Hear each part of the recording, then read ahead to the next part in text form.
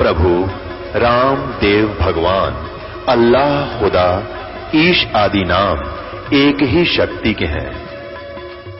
वो कैसा है, कहां है, कैसे मिलता है, किसने देखा है? ये प्रश्नवाचक चिन्ह पूर्ण रूप से हटाने के लिए अवश्य सुनिए जगत गुरु तत्वदर्शी संत रामपाल जी महाराज के अमृत वचन, सर्व पवित्र धर्मों के पवित्र शास्त्रों के आधार पर। ऐसा कर देते हैं, परमात्मा कहते हैं इनका तो मोतिया बंद हो रहा है, तत्व ज्ञान नहीं मिला। नर नारायण देही पाकर कट्या न जमका फंदरे, रतन अमोली दर्शत नाही जग है वाकी जंदरे। नर नारायण देहे पाकर ज कट्या न यम का फंदरे। अगर ये नर परमात्मा, नर नारायण परमात्मा भी नर जैसा है, इसलिए नारायण परमात्मा को कहते हैं। और कहते भगवान ने अपने जैसा सुंदर शरीर तुम्हें दे दिया, नहीं तो कुत्ते के सुअर से अपनी तुलना करके देखो, मनुष्य की क्या आवश्यकता थी भगवान ने मनुष्य शरीर देने की। इसलिए दिया था कि तुम इसमें कुछ सद्गुण उत्पन्न करो। ये पशुओं जैसे ही कर्म पक्षियों जैसे ही करते रहोगे, राग द्वेष खेचा ताणी और प्रजनन क्रिया में ही लगे रहोगे, क्या कुछ और भी क्रिया जो मनुष्य जीवन की है ये भी करो साथ में। तो क्या बताते हैं,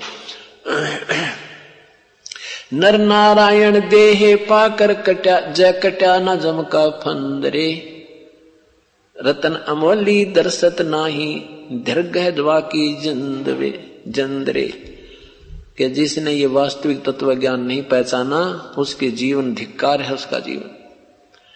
ये मनुष्य जैसा सुंदर शरीर पा करके तुम भक्ति नहीं करोगे तो फिर कौन से जीवन में करेंगे हम?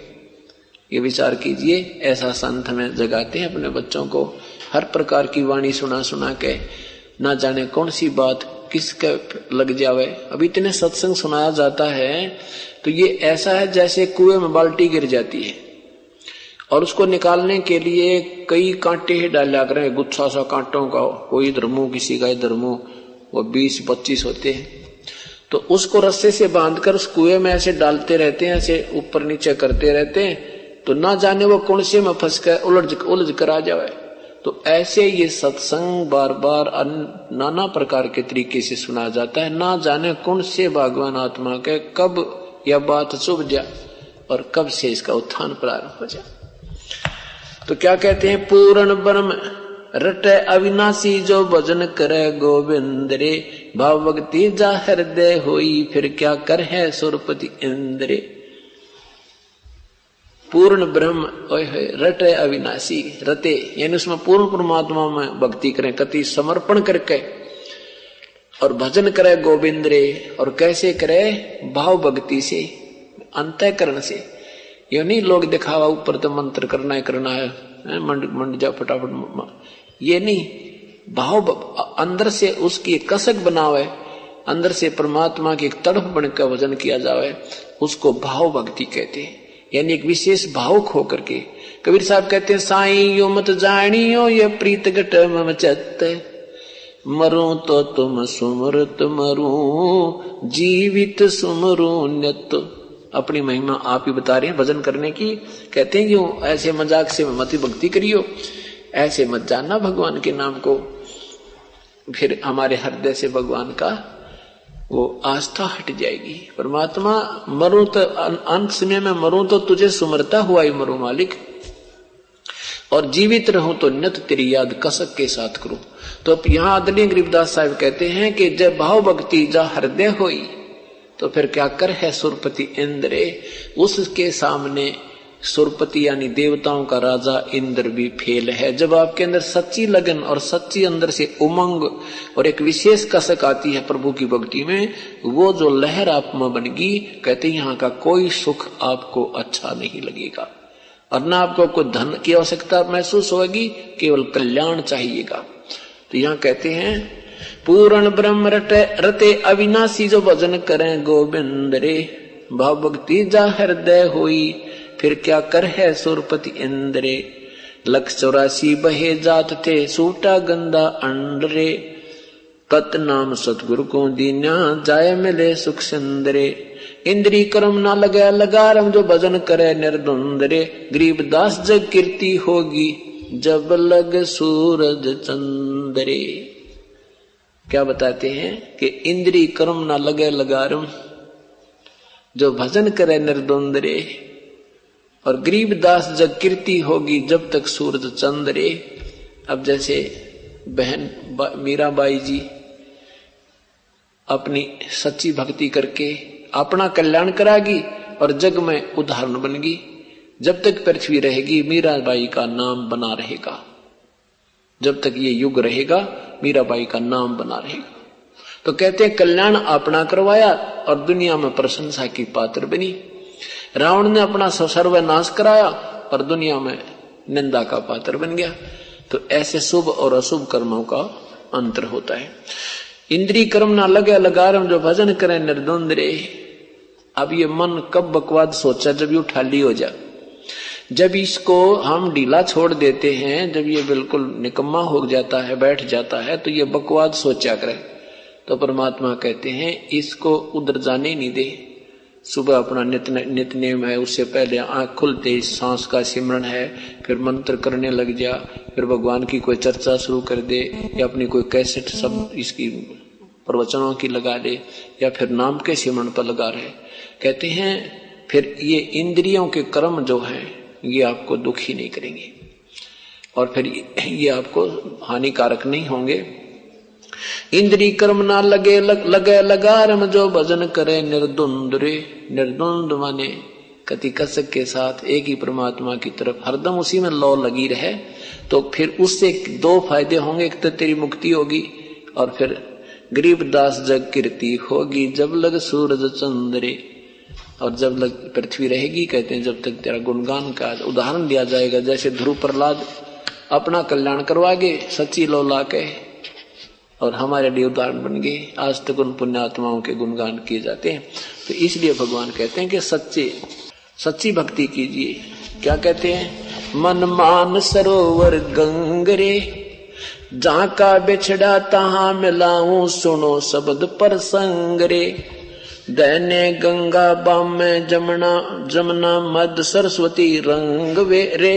कल बिस कुसमल मोक्ष होते हैं पल पल पर भी अंगरे।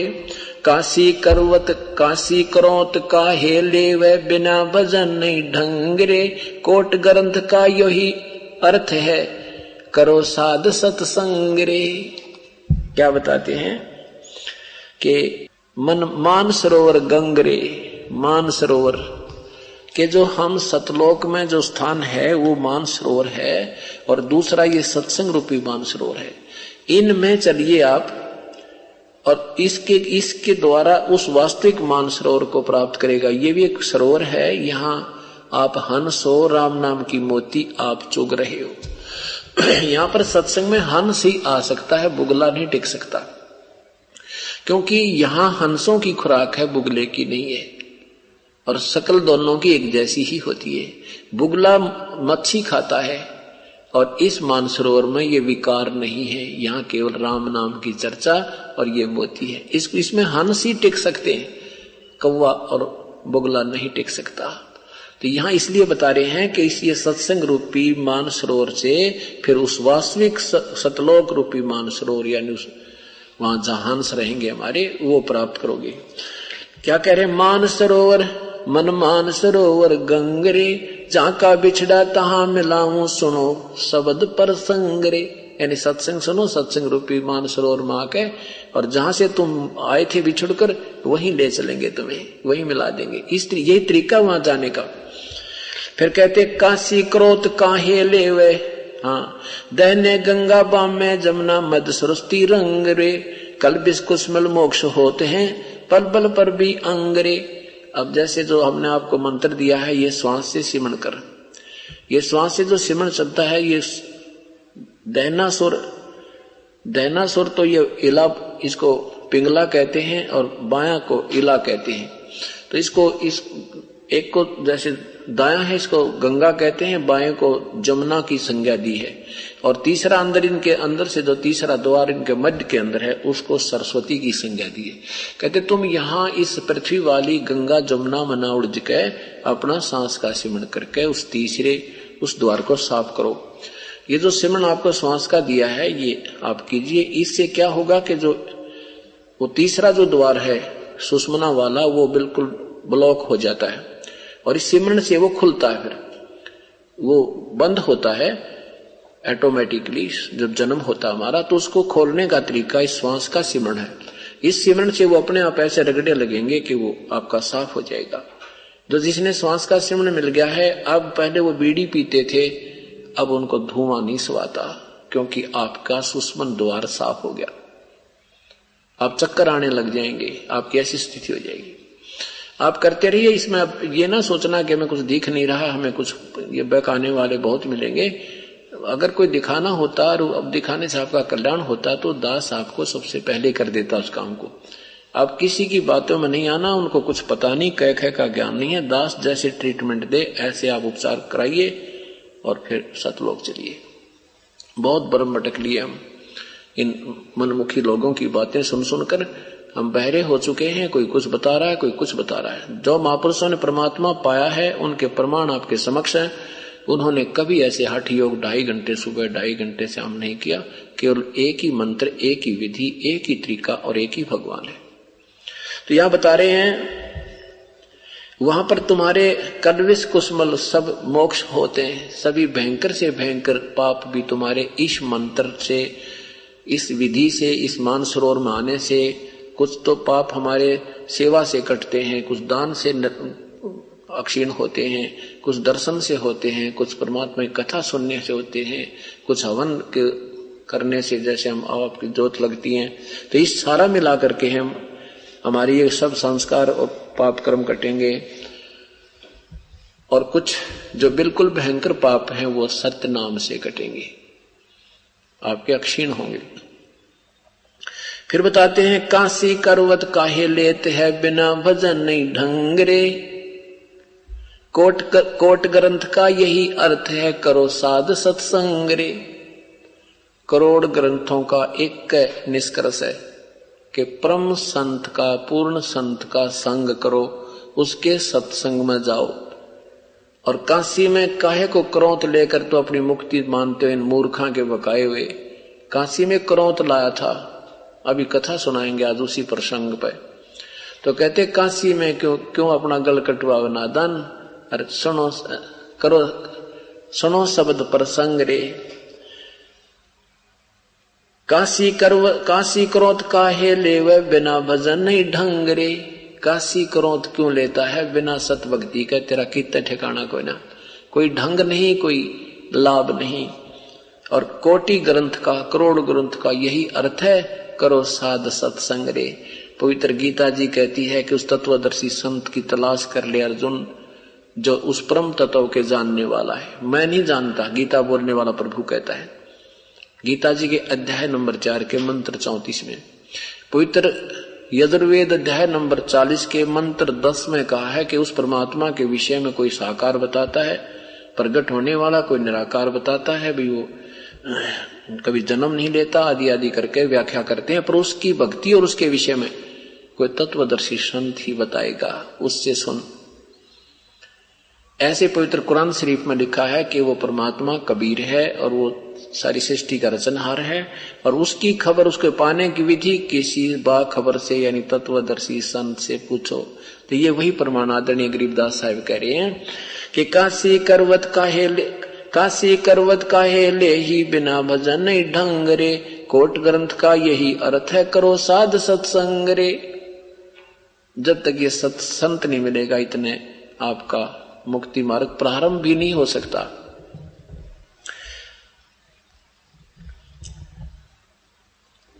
बिन ही पंखों उड़े गगन को चाल विहंग रे। दिव्य दृष्टि तो दर्श करते हैं हरदम कला उमंग रे।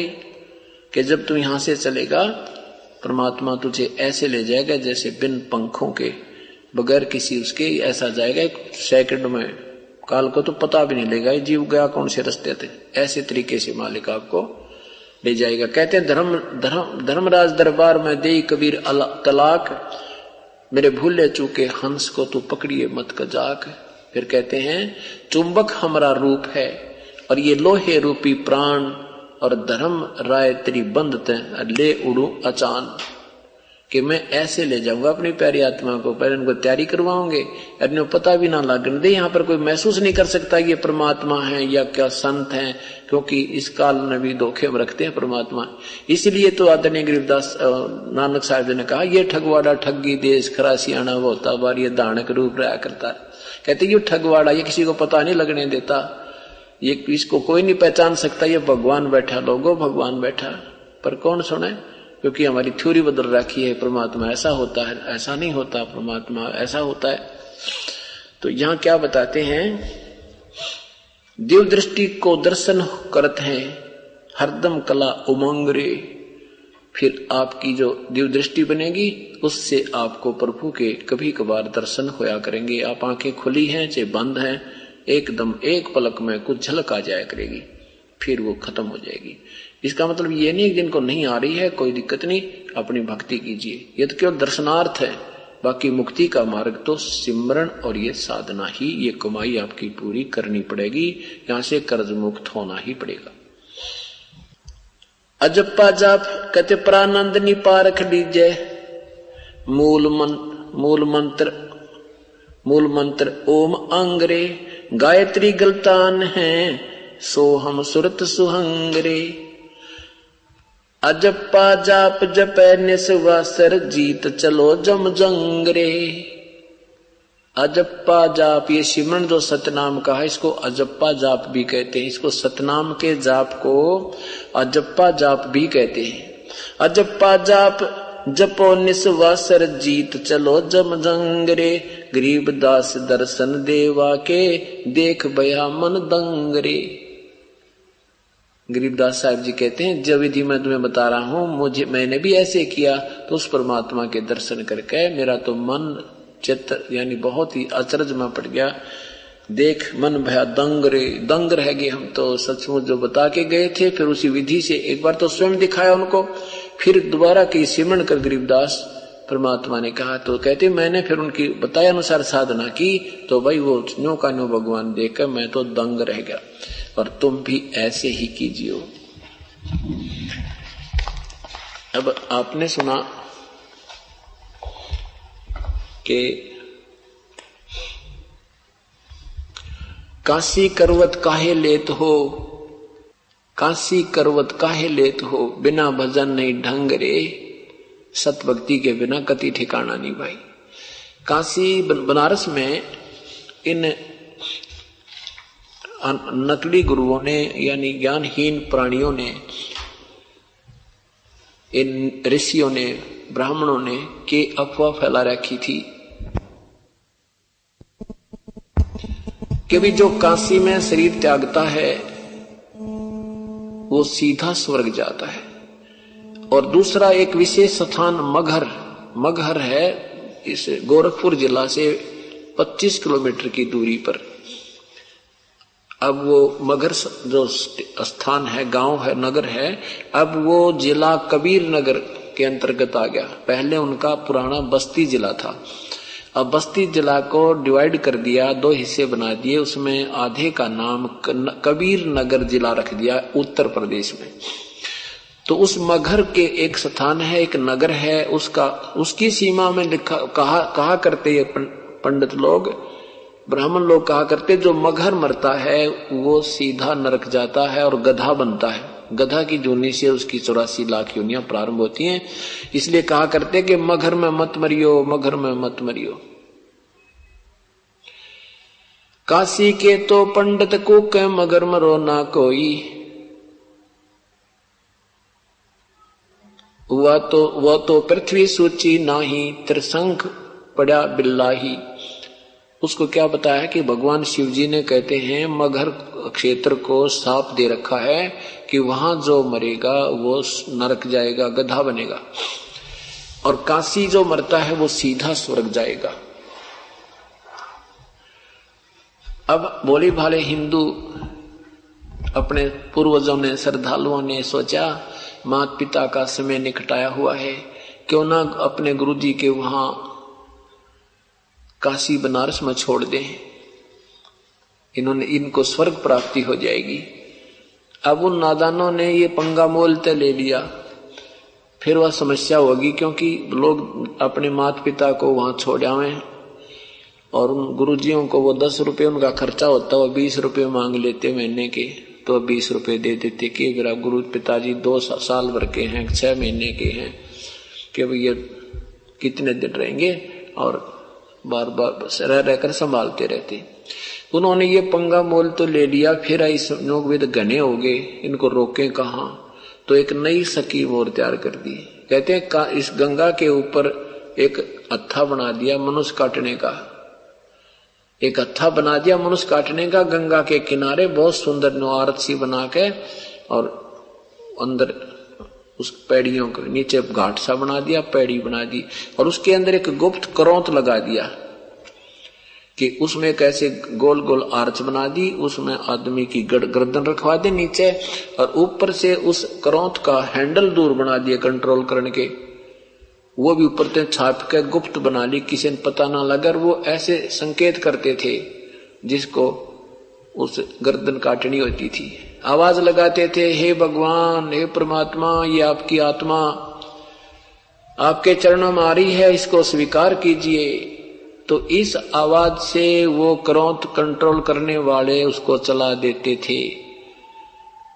वो कैसे करते थे कि जब उसकी गर्दन वहां रखवा दी ना, जहां करौंत का निशाना था, ऊपर आया करता उस दीवार के अंदर से, तो वहां रखवा देते थे, और फिर बाहर आकर आवाज लगाते थे, हे भगवान, आपकी आत्मा आपके चरणों में आ रही है, इसको स्वर्ग में स्थान देना।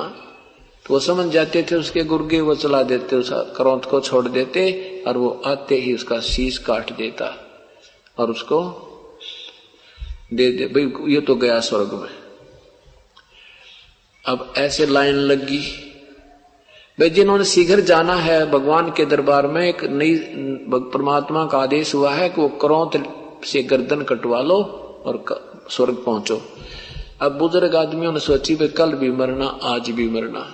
अपने बच्चों से कहने लगे, बेटा आप इनकी फीस दे दो गुरुजी की, हमारा नंबर आ जाएगा, हम शीघ्र चले जाएंगे। हम भी दुखी हो रहे हैं यहाँ वृद्धावस्था में, और स्वर्ग जाना ही है, कल जाना है, चाहे आज जाना है। इतनी बड़ी आत्मा थी, उनका ऐसा दुरुपयोग किया नादानों ने। ऐसे वो करौंत लेने लगी, और कहते हैं फिर भी मुक्ति को ना, इतनी सैक्रिफाइस कुर्बानी करने के बाद भी अगर चल ऐसे भी भगवान मिलता हो तो कोई दिक्कत नहीं, हम इसे भी स्वीकार करने को तैयार हैं, पर ये मिले तो कोई ना।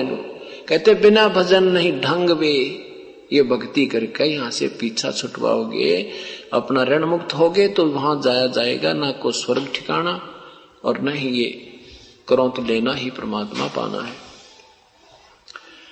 और कबीर परमात्मा क्या कहा करते कि भाई सत भक्ति करने वाला सही साधक चाहे काशी मरो और चाहे मरो मगर में, वो अपने यथा स्थान पर जाएगा जहां की उसने भक्ति की है।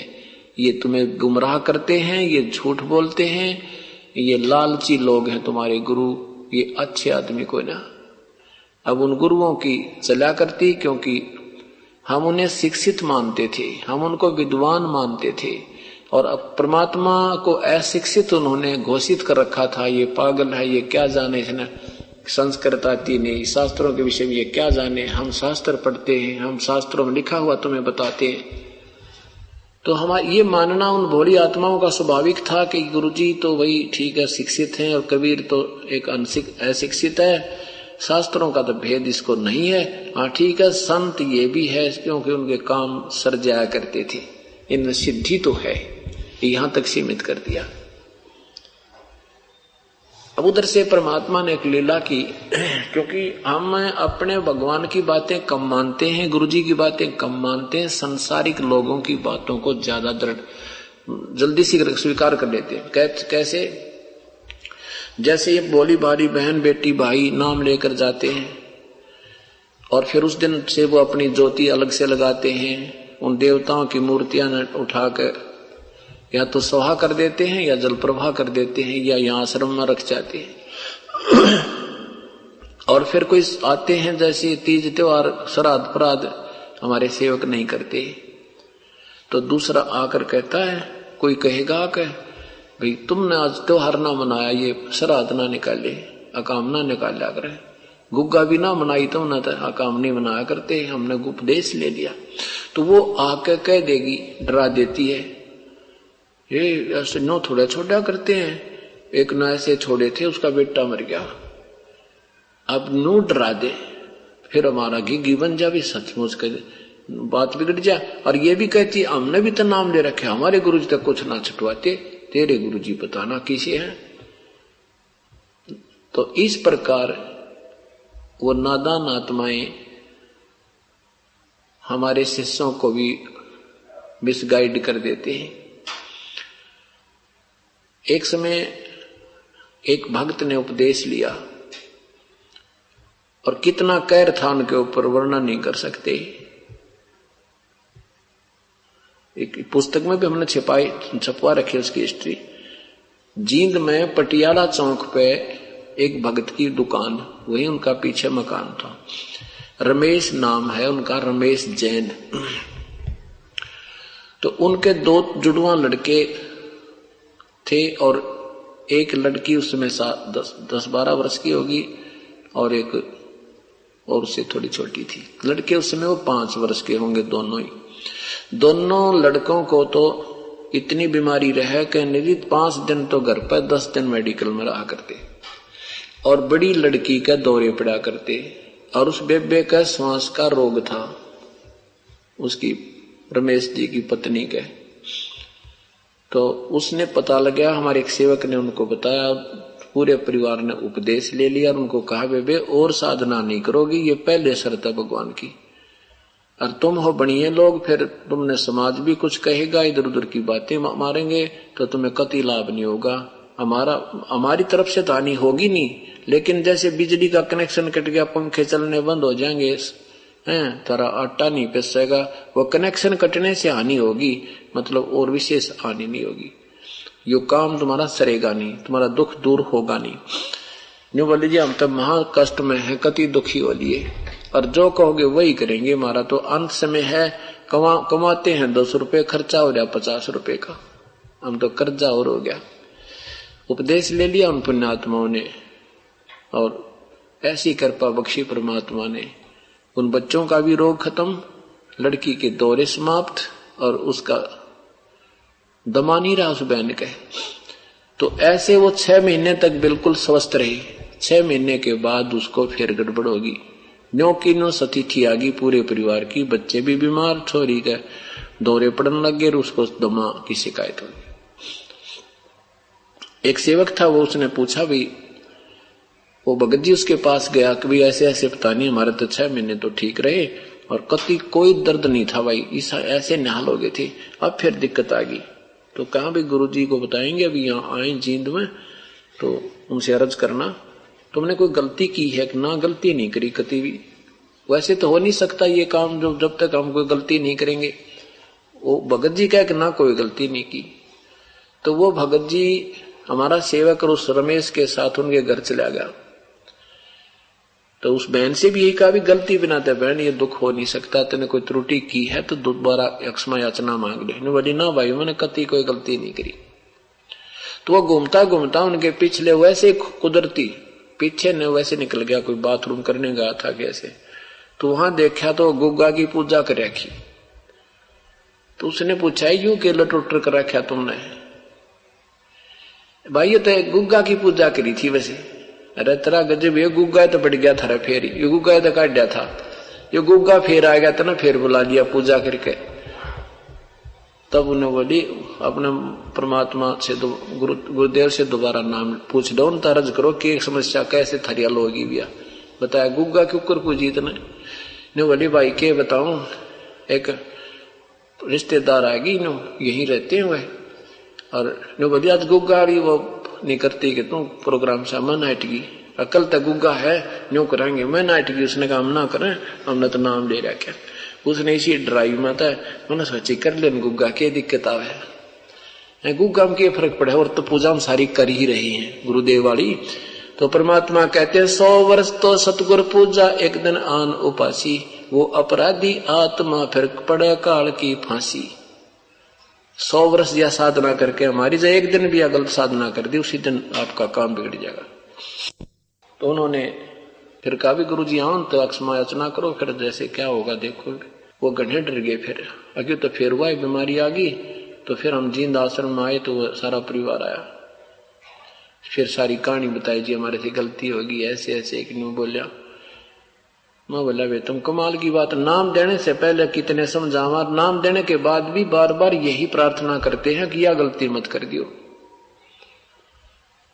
तो फिर उन्होंने दोबारा उपदेश दिया। उसके बाद आज तक लगभग 10 वर्ष हो गए उनको, कोई दिक्कत नहीं है। तो यहां परमात्मा कहते हैं संसारी दी गल नो चीने ना बूझे सब जो गहरे नो, मुर्दों से ती प्रीत लगावे ना जाने सतगुरु मेरे नु। संसारी की गल ने, संसारी की बातों को तो तुरंत मान ले। हम इतना सत्संग करें, 100 प्रमाण बतावें, हुए हुए सुख गिनवावें, और हमारी बात सारी फेल कर दे 1-2 मिनट में कोई बांध पाई आन उपासी आके। तो ये नहीं होना चाहिए। तो परमात्मा कहते थे ये साधनाएं मत करो, ये तुम्हें हानिकारक है, कति लाभ नहीं देंगी, भूत पूज के भूत बनोगे, नर जीवन पर लय हो जाएगी। पवित्र गीता जी 9वें अध्याय के 25वें श्लोक में भी यही लिखा है कि जो देवी देवताओं की पूजा करते हैं वो देवी देवताओं के पास जाते हैं, भूत पत्थर पूजते हैं, श्राद्ध करते हैं, ये कनागत काटें, फूल उठावें, ये पिंड भरवावें, ये सारे भूतों की पूजा है। ये करने वाले तुम भूता बनोगे। और भगवान कहता मेरी पूजा करोगे तो मेरे पास आ जाओगे, यानी प्रभु की साधना करने वाला प्रभु को प्राप्त होता है। तो इस प्रकार परमात्मा बताना चाहते हैं कि तुम साधना हमारी नहीं मानते, अपनी मनमुखी की तरफ शीघ्र दौड़ जाते हो। तो ऐसे सिलसिला चलता रहा। अब परमात्मा से सुख घने हो रहे थे, इसलिए उनको भगवान मान रही थी। और लेकिन कोई अनजान व्यक्ति कह देता, उनकी भी मान लेते थे। भगवान तो है नहीं तुम्हारा गुरु जी, हाँ ठीक है सिद्धि युक्त संत है, छोटी मोटी सिद्धि सब में हो जाती है, भगवान तो राम था, श्री कृष्ण था। यानी ऐसा दृढ़ विश्वास हमारे नहीं हो पा रहा था, जबकि 64 लाख शेष हो जाना आज से 600-550 वर्ष पूर्व कोई बालकों का खेल नहीं था। 64 लाख शेष हिंदुस्तान में, जबकि पूरे हिंदुस्तान की, जिसमें पाकिस्तान, बलोचिस्तान, अफगानिस्तान तक इसी में थे, कोई यानी 4 करोड़ आबादी होगी उसमें मुश्किल से। जहां आज से उस समय 300 वर्ष पहले जहां 40 घर थे, आज वहां पर सैकड़ों घर हो रहे हैं। तो ये देख लो कितना प्रतिशत बढ़ गया, 100 से भी तो 500 घर होगी। तो उस समय कितनी आप जनसंख्या होगी, और उसमें से 64 लाख परमेश्वर के शेष हो जाना, ये परम शक्ति का प्रतीक है। लेकिन भगवान नहीं माना, ये विश्वास दृढ़ उन नादान संतों ने होना नहीं दिया, ऋषियों ने, कि ये मालिक है। और जब तक हमारा अटूट श्रद्धा और बिल्कुल भगवान के तुल्य उसमें श्रद्धा नहीं होगी अपने गुरुदेव में, तब तक हम मुक्त नहीं हो सकते। ठीक है, किया हुआ कर्म तुम्हें अवश्य मिलता रहेगा, मुक्ति शेष रह जाएगी।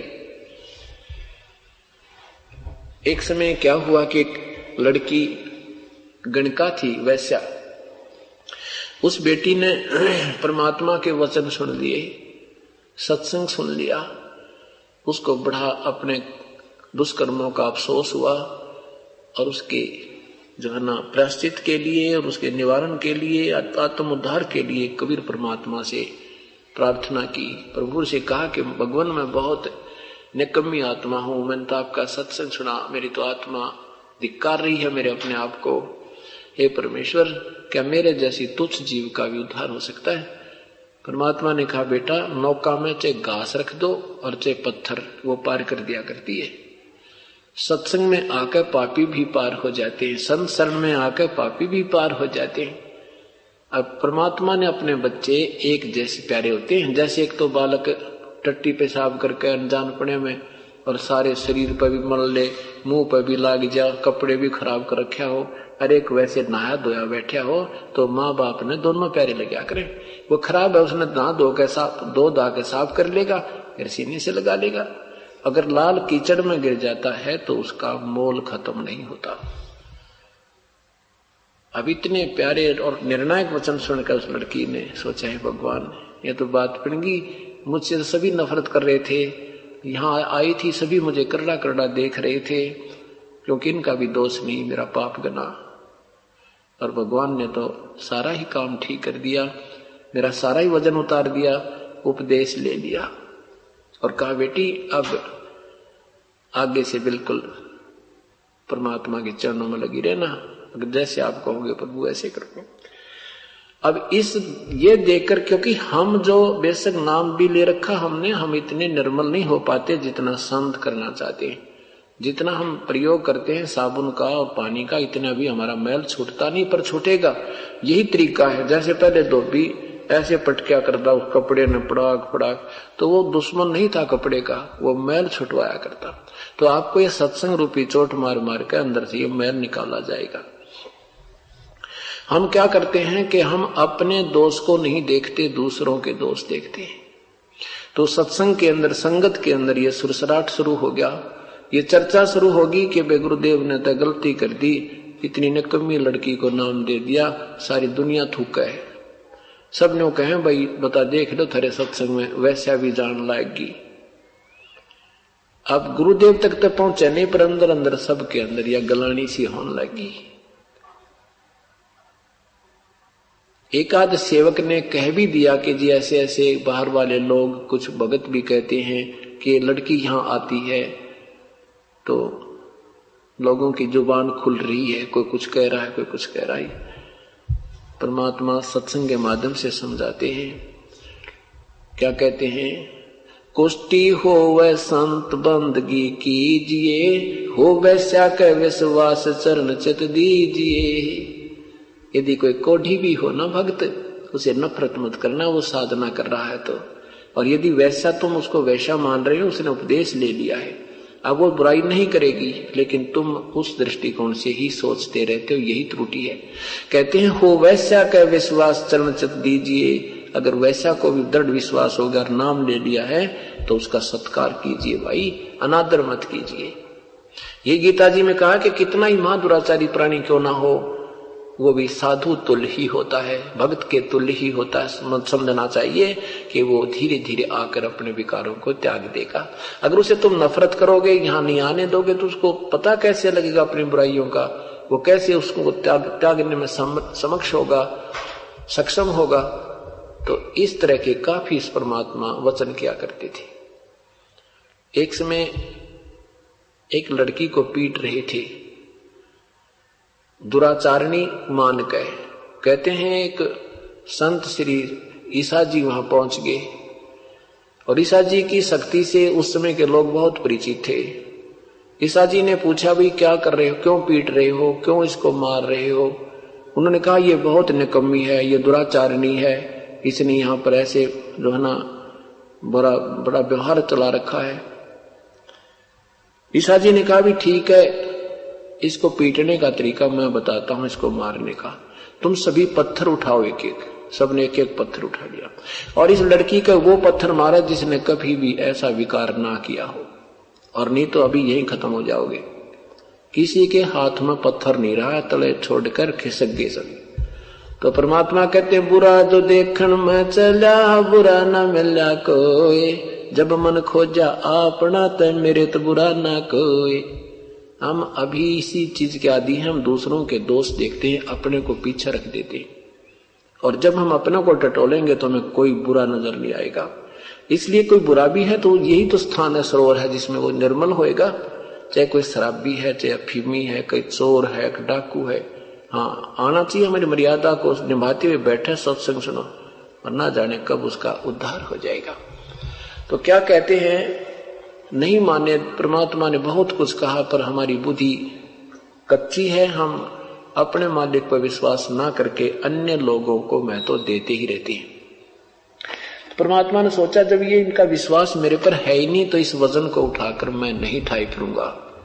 अब इनको पिछोड़ देखता हूं, इनकी एक पिछोड़ मार के देखता हूं। जैसे गेहूं का पीसना करा करे ना, छाछ में डाल के और ऐसे कर लेते हैं, इसका तो कनक रह जाती है, थोथा जो होता है वो उड़ जाता है। तो परमात्मा ने सोचा एक पिछोड़ लगा के देखता हूं कितने खरे हैं कितने खोटे हैं, इनमें परीक्षा लेता हूं। तो इसने परमात्मा ने क्या किया कि एक दिन उस लड़की से कहा, बेटी तू हमारे संग चलना और अपना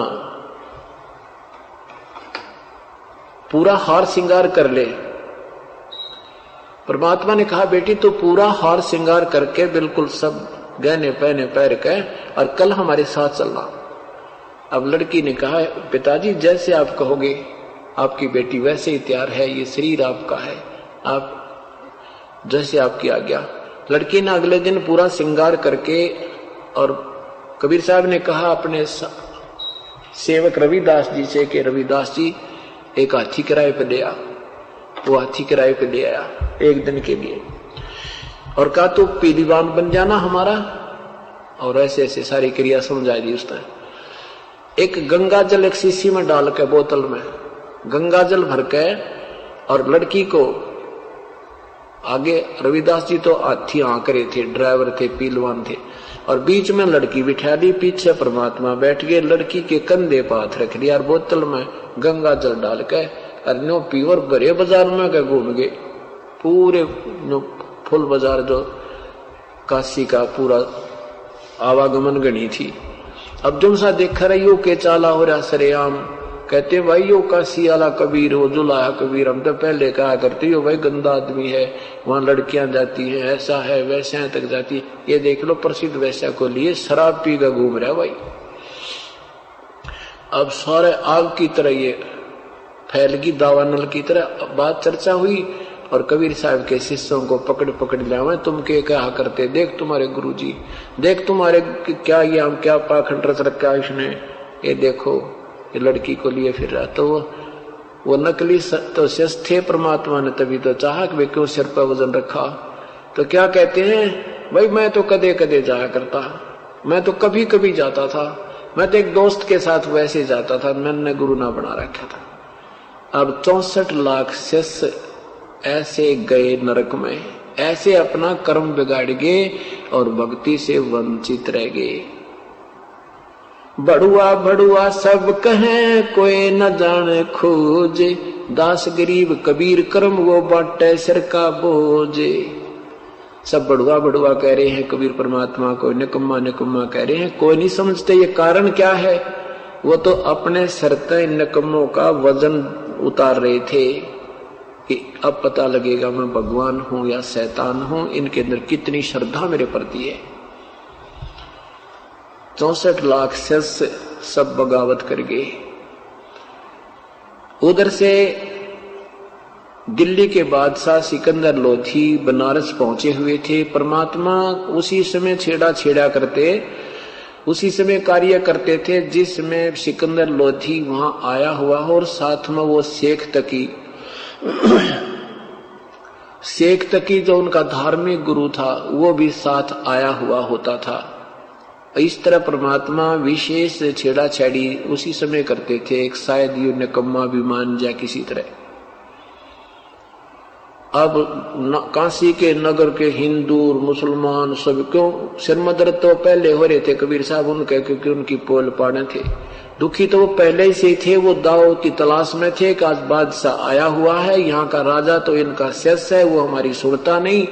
बादशाह आए हुए हैं सिकंदर लोधी, और सब इकट्ठे होकर वही पहुंच गए, हजारों कोई हजार की संख्या में। अब पब्लिक को देखकर राजा का पैर नहीं होते। राजा ने सोचा भी क्या बात होगी, क्या कहानी है, पूछो। पता चला तो ऐसे ऐसे जी, कमाल कर दिया उसने तो, जुल्म कर दिया। देखो सरेआम बहन बेटियों का बाहर निकलना जुल्म हो गया, हमारा तो हराम हो गया, ऐसे कर दिया वैसे कर दिया, कैसे जिएंगे इसे गंदे नगर में जहां पर सरेआम वैसा वर्ती होने लगी। अब सिकंदर लोधी ने सोचा भाई कौन है वो, कि वो कबीर है, और जबकि 100 कम से कम 50 प्रमाण देख चुका था वो सिकंदर लोधी अपने भगवान की शक्ति के, अपना दुख भी निवारण हो गया था। लेकिन हम कच्चे ही इतने हैं। अब सिकंदर लोधी ने पब्लिक के दबाव में कहा कि लाओ उसको पकड़ के हथकड़ी ला के। शेख तकी कहने लगा मैं दूंगा इसको सजा, दे दे भाई पीर जी आप दो सजा के दो। तो जनता को न्यू दिखाने के लिए तो लोग कह रहे हैं कि वो कहते हैं मैं तो झूठी अफवाहें फैला रखी है और कही सिकंदर लोधी को कि वो तो न्यू कहे है मैं सिकंदर का गुरु हूं, मुझे कोई नहीं टोक सकता, मैं ऐसे घूमा करूंगा, ऐसे करूंगा सारे बुरे कर्म। तो सिकंदर लोधी ने सोचा पब्लिक विशेष तुझे टारगेट बनाओगी। तो उस नादान ने अपने हाथों हथकड़ी लाई उस कबीर परमात्मा के कि दुनिया न्यू ना कह दे मेरा राज ना भंग हो जाए। ये परीक्षा थी नादानों की और सारे फेल होते चले गए। सिकंदर लोधी ने अपने हाथ से हथकड़ी लाई और गंगा में, और सिकंदर और शेख तकी ने कहा कि इसको गंगा में डालेंगे, गंगा में डबो देंगे, ये डूब कर मरने योग्य है। तो कहा कि ठीक है भाई आप जैसे उचित समझो ऐसे कर लो। कबीर परमात्मा को हाथ हथकड़ी गल में तोक और पैरों में बेड़ी डाल के नौका में बैठा के और उसमें गंगा की बीच धार में जाकर पूरी जो फुल स्पीड वहां पर बहुत तेज की धार होती है मध्य में, वहां जाकर 3-4 ने पकड़ कर न्यो पटक दिया और परमात्मा गंगा के पानी के ऊपर विराजमान हो गए और हथकड़ी और बेड़ी अब पर टूट गई। अब वो मर नहीं रहे, वो डूब नहीं रहे। शेख तकी ने कहा इसको पत्थर मार मार कर डबो दो। पत्थर मारे, पत्थर निकट भी नहीं जा। फिर आखिर में शेख तकी ने कहा कि इसका गोली मारो, तीर मारो। अब गोली मारे, तीर मारे, कोई तो उड़े फैस हो जा गोली, कहीं ऊपर न मुंह हो जा, कहीं इतनी दूर यूं चली जावे, एक भी परमेश्वर की तरफ गोली नहीं जा रही है। काफी देर लगे रही। फिर क्या कहा कि तोब लाओ तोब। शेख तकी ने तोब मंगवा ली। अरे तेरा गजब, ये कर्म ही नो एक व्यक्ति को मारने के लिए, और तुम इतने साजबाज जोड़ रहे हो फिर भी आंख नहीं खुली। ये चीज क्या है? क्या कहते हैं, देखत के तो नैन चसमियो फेरा मोतिया बंदरे। ये तो अंधे हो रहे हैं, इनका मोतिया बंद हो गया। इतनी समर्थ शक्ति देखकर भी फिर भी उसको ऐसे ही व्यर्थ समझ रहे थे कि ऐसा वैसा आदमी है। तेरा गजब भैया। कहते हैं 4 पहर तक 12 घंटे ये संघर्ष चला, परमात्मा का कोई आंच नहीं आई। दुनिया चारों तरफ खड़ी खड़ी देखे, हो मार दो न्यू कर रहे हैं और कुछ नहीं, तस से मस नहीं परमात्मा हो रहे। फिर प्रभु ने देखा कि ये शेख तकी जैसे मूर्ख इन अन्य आत्माओं को भी यहां खड़े रखेंगे। परमात्मा ने डुबकी लगा दी गंगा में। डुबकी लगा दी तो सबने सोचा मर गया डूब गया, कटा टंटा, चलो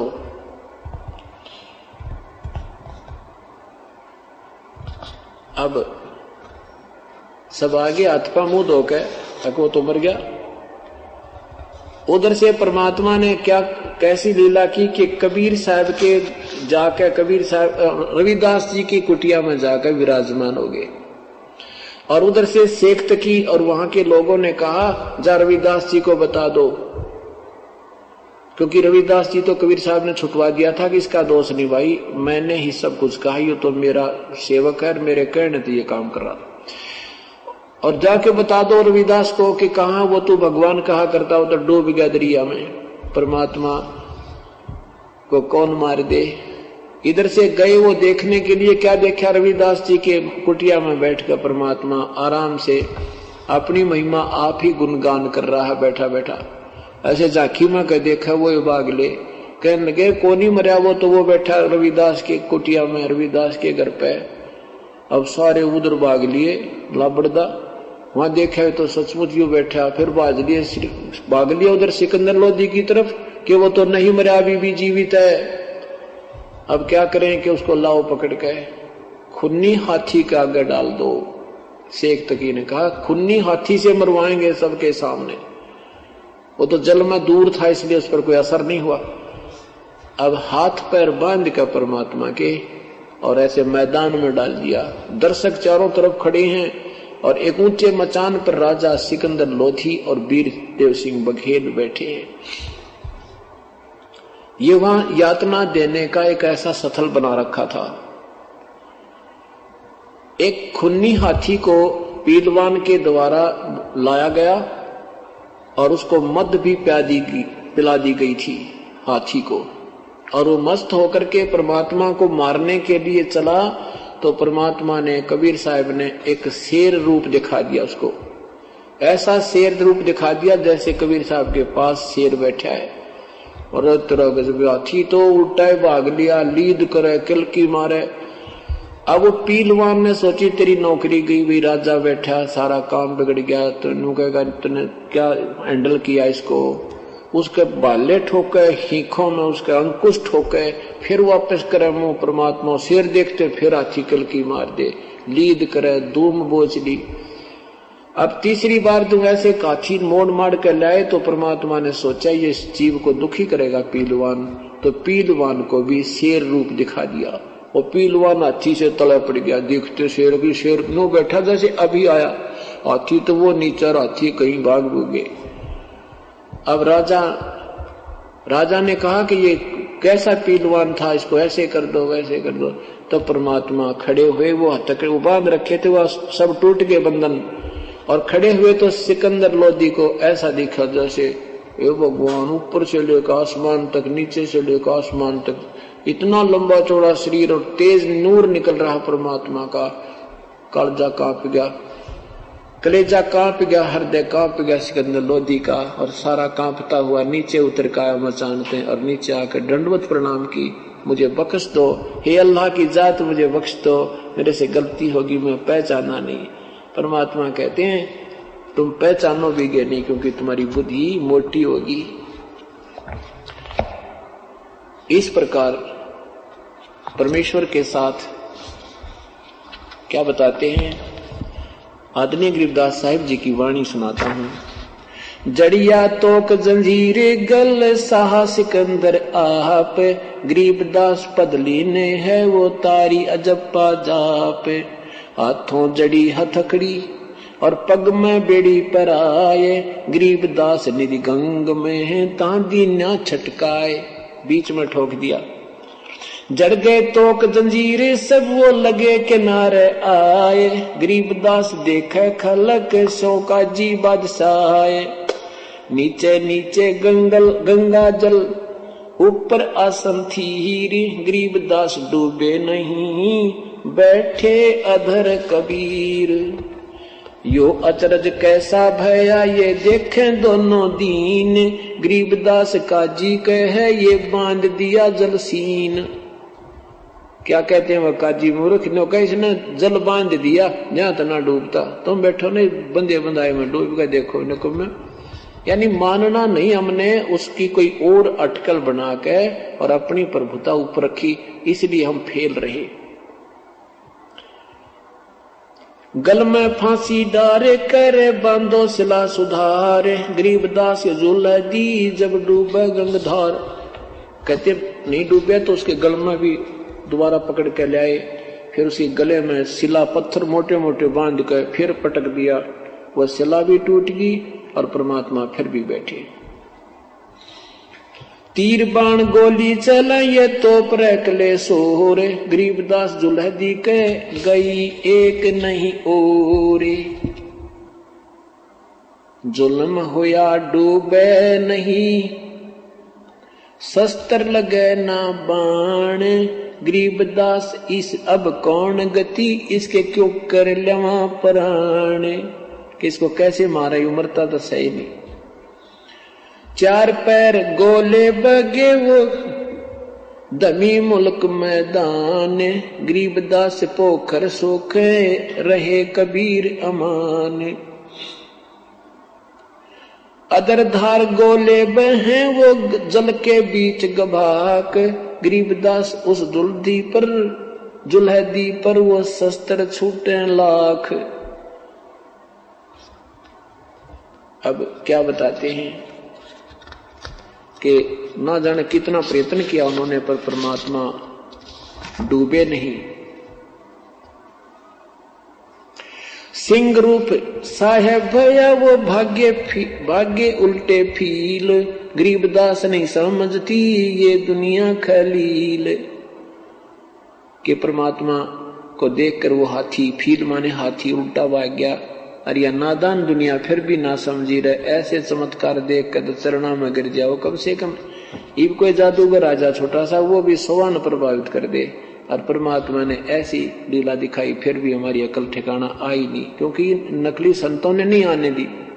बने के हरि जी सिंह जित व चौर शिखर आसमान, गरीबदास हस्ती भाग लख्या देख नहीं जहान। कुटे शीस महावतम अंकुश सिर गरगाप, गरीबदास उल्टा भागे वो तारी दीजे थाप। बाले को खो मारिए चरखी छूटे पाख, गरीबदास नहीं निकट जावे किलकी देवे लाख। हाथी ने मारन खातिर भेज देते लाख किलकी मारे, और हाथी उल्टा भागे लीद कर करके। अब क्या बताते हैं, पीलवान देखा तब वो खड़ा केरी सिंह, गरीबदास आए तहाँ वो धर्मौला बहुरंग। उतरे मौला अरसते भाव भक्ति के हेत, गरीबदास तब सहा लखा ये श्याम पीठ मुख श्वेत। अंगड़ाई जम्भाई अंगड़ाइयां ये लंबे भय दयाल, गरीबदास उस सिकंदर को मानो दर्शा काल। परमात्मा फिर कहते हैं आकर के चरणों में गिर जाता है सिकंदर लोधी, और मुझे क्षमा कर दो। परमात्मा बोला मूर्ख कर रखा क्षमा रहता है, और छोड़ दिया ना बसाई ने बोला भाई जाओ तुम कीते, ये तो भगवान ना पड़ा है। सिकंदर लोधी ने कह दिया वे तो परमात्मा, और ये सब तू पहले कह देता तेरे भी नंबर पूरे रहे, तेरे काम यही होना था। हम इतने कमजोर हो गए, हम भगवान को नहीं महत्व दे पाते, संसारी लोगों को ज्यादा महत्व देते। अब परमात्मा ने क्या सोचा भी, ये तो समझने वाले तो हैं को नहीं, आप चला यहां से, अब सतलोक चलते हैं, हमारा काम पूरा हो लिया। तो सदगुरु ने कहा कि भी जो काशी के लोग कहते हैं कि मगर मरने वाला गधा बनता है, तो मैं मगर मरूंगा और तुम अपने जंतर मंत्र साथ ले चलिए, और ये जो पामिष्ट हैं या जो ग्रह के हिसाब लाने वाले हैं तुम्हारे पंडित जी, वो भी आ जाना साथ के। इस मुहूर्त में इस समय मरने वाला प्राणी कहाँ जा रहा है। अब इस बात को सुनकर कि मगर में शरीर छोड़ेंगे, तो वीरदेव सिंह बघेल, काशी नरेश जो कबीर परमात्मा की हिंदू राजा शेष थे, सैकड़ों हजारों कोई हजार सैनिक लेकर साथ हो लिया कि वहां गुरुजी शरीर छोड़ेंगे तो मैं उनका शरीर लेकर के यहाँ काशी में अंतिम संस्कार करूंगा, कहीं वहां मुसलमानों का हाथ ना लग जाए। उधर जब पहुंचे परमात्मा, तो उधर से वहां के बिजली खां पठान भी कबीर परमात्मा के शिष्य थे। ये प्रकरण बीच में सुना नहीं पाया, क्योंकि परमात्मा की महिमा अपरंपार है। ये 7 दिन में नहीं, 7 संख दिन में बिना पूरी हुए, पर फिर भी हमने काम चलाओ जितनी हमारी बुद्धि ने काम किया, और जितना बच्चे ग्रहण कर सकते थे उतना ज्ञान आपको 7 दिन में सुनाने की चेष्टा की है। तो बिजली खां पठान भी उन्हीं परमेश्वर के शिष्य हो गए थे। उन बहुत बड़ा भयंकर अकाल गिरा था एक बार मगहर में, तो सब जंतर मंत्र करने वालों ने, हिंदू मुसलमान सब गुरुओं ने कह दिया था कि ये तुम्हारे संस्कार ऐसा ही है, या अकाल कई वर्ष गिरेगा, कई वर्ष गिरेगा, वर्षा का कोई संयोग तुम्हारे पुनर्द्वार पर नहीं है। परमात्मा ने वहां जाकर वर्षा इतनी गजब की करा दी थी और वो अकाल तोड़ दिया था। तो वहां हिंदू और मुसलमान 50-50 हैं मगर नगर में, तो सारे के सारा नाम ले लिया था, नहीं तो कति उंगलियां पर जन गणे थे कद मरेंगे। और उसके बाद वो बहुत श्रद्धा से लग रहे थे। तो बिजली खां पठान ने सोच कहा कि भी वीरदेव सिंह बघेल अपनी सेना लेकर आया है और गुरुदेव का वो शरीर ले जाएगा। तो वहां के लोगों ने कहा कि हम नहीं ले जाने देंगे, हम मुसलमान तरीके से अपने गुरुदेव का अंतिम संस्कार करेंगे, काफरों के हाथ नहीं लगने देंगे। अब न्यू बांट रखा हमने भगवान भी, कोई कहे ईसा मसीह बड़ा है, कोई कहे हमारा राम बड़ा है, कोई कहे खुदाई रे कोई कहे ईसा मसीह बढ़ाइए बाटा रहे लगाई रे।